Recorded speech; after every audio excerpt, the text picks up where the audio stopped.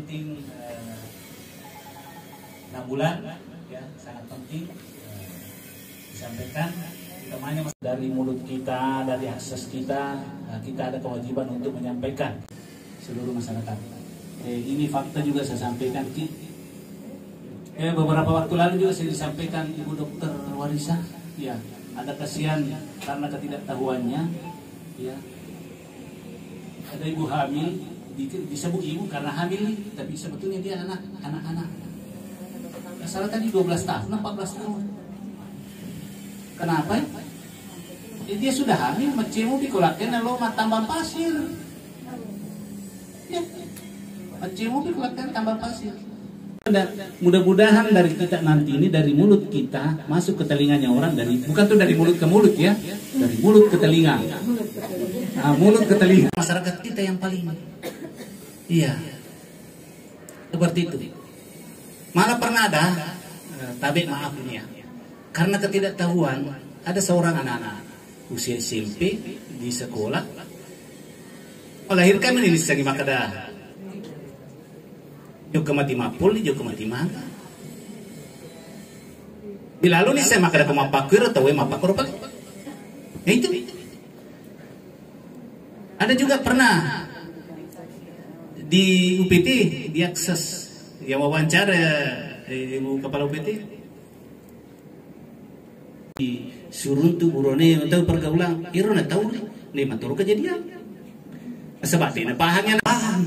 Bayangkan sudah berapa tahun dia tidak menemukan informasi seperti itu. Yang jelas begitulah informasi yang disampaikan Kapolda UPT kepada kami bahwa di Lebok Burani tanah di Wisen makada mapakor balik ke mapakiro bali bolata, tidak perlu sampai formal banget tetapi pada setiap kesempatan pandang anak ada banyak sekali ya, ada banyak sekali yang perlu kita bahas. Dan intinya kembali kepada nawaitu kita ya, nawaitu kita untuk membagi ilmu kepada sesama supaya tersebar luas edukasi pada hari ini, dan insya Allah kaum perempuan terjadi peningkatan dalam bidang politik nanti, yang ujung-ujungnya berapa orang yang bisa duduk di parlemen. Sebetulnya di parlemen tidak dibatasi ya. Ya, di partai itu diberi kesempatan 30%. Kalau bisa 30%-nya masuk semua, alhamdulillah. Ya bisa saja 100% kawan diterima, tidak terpilih ya, seperti itu. Ya, masyarakat yang menilai, makanya SDM-nya harus ditingkatkan. Ya, seperti itu. Ya. Jangan sampai ada di antara perempuan dan laki-laki. Ya, saya kira buka kegiatan pada hari ini dengan bersama-sama membaca Bismillahirrahmanirrahim. Sekian, wabillahi taufiq wal hidayah. Assalamualaikum warahmatullahi wabarakatuh. Kami hormati, diberi kekuatan, kesehatan, dan kesempatan untuk berkumpul di tempat ini guna melaksanakan kegiatan peningkatan partisipasi perempuan dalam bidang politik ya, yang diselenggarakan oleh Bidang Pemberdayaan Perempuan dan Perlindungan Anak Dinsos P2KB P3 Kabupaten Wajo. Ya, seperti kita ketahui bahwa representasi perempuan dalam bidang politik dapat dikatakan masih jauh dari harapan kita semua.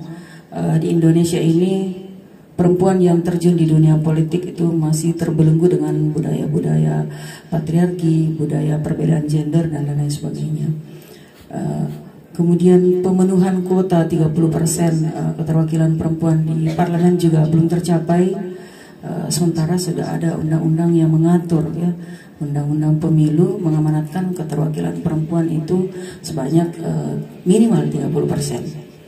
Nah, untuk kondisi Kabupaten Wajo sendiri kami sampaikan bahwa untuk DPRD Kabupaten Wajo yang jumlahnya 40 orang, itu kondisi dari tahun 2009 sampai 2014 itu anggota DPRD perempuannya itu hanya 6 orang atau sekitar 15%. Kemudian angka ini meningkat di periode 2014-2019 sebanyak 7 orang atau sekitar 17%. Namun pada 2 periode terakhir di 2019-2024 itu hanya 4 orang, cuma 10%. Dan kemudian di tahun ini ya 2024 sampai periode 2024-2029 juga angkanya masih sebanyak 4 orang, masih 10%, masih jauh dari harapan, ya, apa yang kita harapkan semua. Ya, dengan latar belakang permasalahan atau kondisi tersebut, maka sangat dianggap perlu untuk melakukan peningkatan partisipasi perempuan dalam bidang politik, ya, dengan tujuan untuk memberikan pemahaman dan pembelajaran mengenai kesetaraan gender dan implementasinya dalam kehidupan berdemokrasi. Kemudian bagaimana meningkatkan pengetahuan dan keberanian perempuan untuk berpartisipasi dan berperan aktif dalam bidang politik, ya, dan kemudian menjadi bagian dari perjuangan untuk mencapai keterwakilan yang lebih adil dan inklusif di Parlemen Indonesia, khususnya di Kabupaten Wajo. Ya, baik Bapak dan Ibu,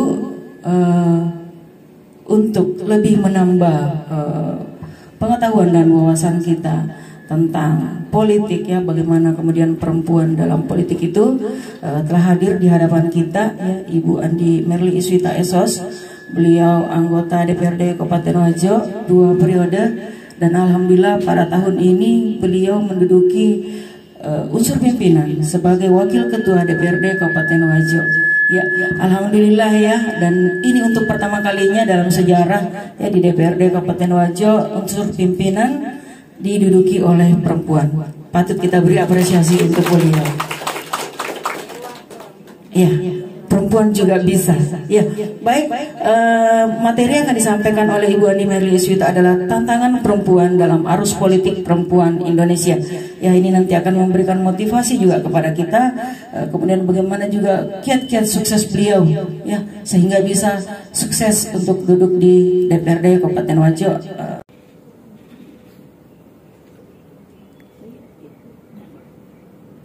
Keluarga dari dapil saya, ya.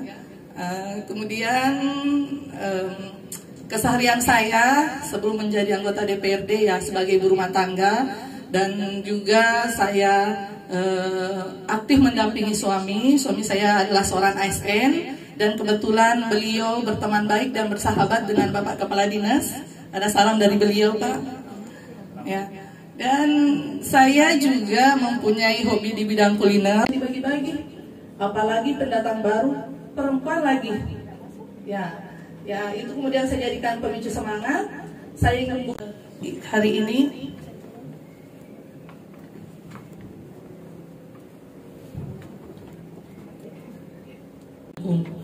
memberdayakan dan memfasilitasi kebutuhan perempuan di berbagai bidang pembangunan.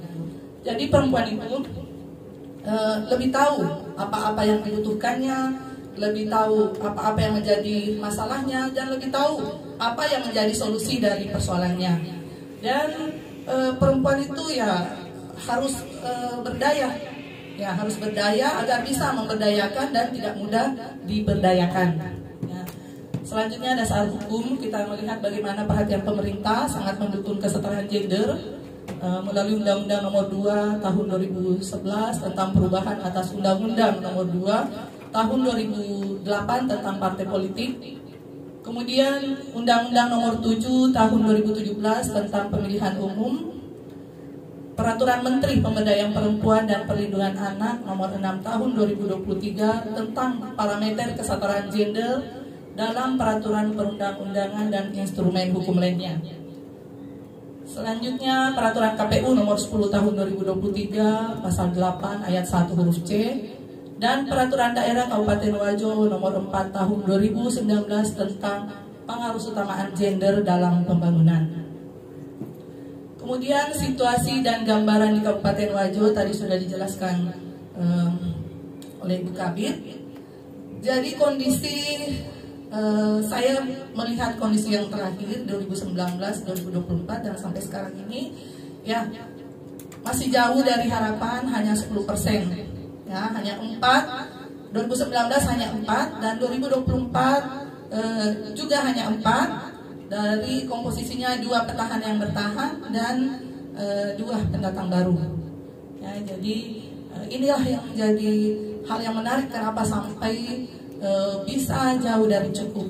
Karena 30% itu seandainya pun tercapai 30% itu juga masih sedikit.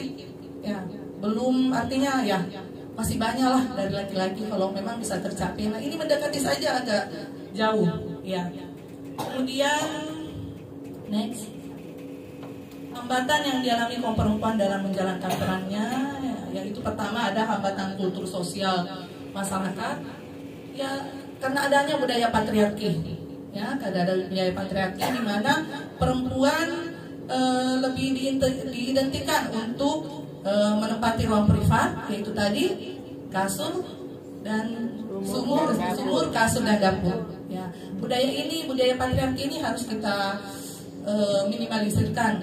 Ya, contoh kecil seumpamanya yang dikatakan Pak Kadis tadi, pada saat makan ada kebiasaan lebih mendahulukan laki-laki, perempuan dan anak-anak belakangan. Padahal makan bersama itu lebih nikmat. Ya. Kemudian hambatan ekonomi, ya tidak bisa dipungkiri ikut pemilihan legislatif itu membutuhkan biaya yang tidak sedikit, ya. Jadi ini bukan tentang karena berbeda money politik dan kos politik, memang dibutuhkan banyak kos politik dan ya sebaiknya sebelum terjun di dunia politik itu ya kita mapan dulu secara ekonomi. Ya, itu realistis yang tidak bisa dipungkiri. Kemudian hambatan selanjutnya hambatan psikologi yang ada pada perempuan, yaitu rendahnya percaya diri karena kurang bersaing dengan laki-laki. Ya, padahal kita perempuan terbiasa bekerja lebih keras dari laki-laki. Kita perempuan lebih kuat dari laki-laki. Dan biasanya perempuan itu lebih teliti, lebih tekun dan lebih konsisten dari laki-laki. Lebih hebat dari laki-laki. Karena pintu yang terbuka luas untuk laki-laki oleh perempuan harus didobrak lebih keras lagi untuk terbuka. Jadi itu pertanda bahwa perempuan tidak kalah kuat dan tidak kalah hebat dari laki-laki. Kemudian tantangan yang dihadapi dalam perempuan dalam keterlibatan dalam politik, ada diskriminasi dan inkonsistensi regulasi terkait pelibatan perempuan di politik. Ya, diskriminasi itu tadi. Kemudian inkonsistensi, terkadang masih ada yang tidak konsisten. Ya, partai terkadang dalam merekrut calon legislatif itu hanya sekedar melihat bahwa pemenuhan kota perempuan saja. Ya, tidak melihat SDM, tidak melihat potensi dan tidak ada pendampingan pada saat pemilu legislatif, sehingga ini salah satu yang membuat sampai kurangnya perempuan yang berkiprah di parlemen.